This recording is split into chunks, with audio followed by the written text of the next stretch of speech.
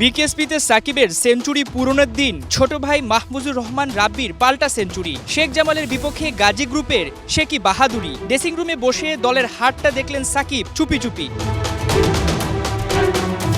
স্কোরবোর্ডে Gazi group ক্রিকেটার্সের run তখন 6 উইকেটে 174। শক্তিশালী শেখ জামালের বিপক্ষে জয়ের জন্য রাব্বি সোহানদের দরকার 62 বলে 107। কে করবে এই রান? 22 গজে তখন অনূর্ধ্ব 19 বিশ্বকাপ খেলা দুই ক্রিকেটার, কাপ্তান রাব্বি ও শেখ পারভেজ জীবন। দুই তরুণ ক্রিকেটার বড় রানকে ধীরে ধীরে করে তুললেন মামুলি।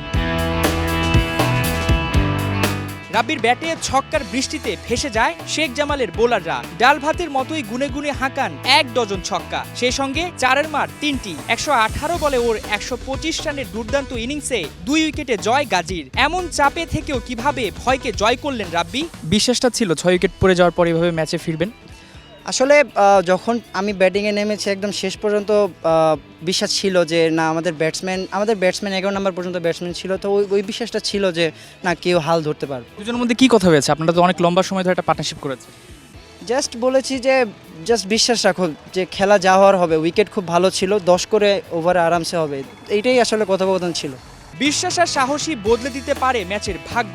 রাব্বি সেটা ধারণ করেন বুকে। তাই তো কঠিন ম্যাচেও বড় ভাই সাকিবকে শুধু হারালেনই না, ছিনিয়ে নিলেন ম্যাচ সেরার পুরস্কারটাও। ম্যাচ শেষে ড্রেসিং রুমে কি কথা হলো বড় ভাইয়ের সাথে? সাকিব ভাইয়ের সাথে খেলতে পারতেছি, এটা অনেক বড় একটা ইচ্ছা ছিল যে সাকিব ভাইয়ের সাথে খেলবো। আলহামদুলিল্লাহ যে ম্যাচটাকে এভাবে বের করতে পেরেছি। আসলে ওরকম কোনো নেই, আলহামদুলিল্লাহ ঠিক আছে। ড্রেসিং রুমে সাকিবের সাথে কি কথা হয়েছে? না, যে সাকিব ভাই কংগ্রাচুলেশন জানালো যে ভালো খেলেছে, এতটুকু। মাহমুদুল হাসান সজীব, 71।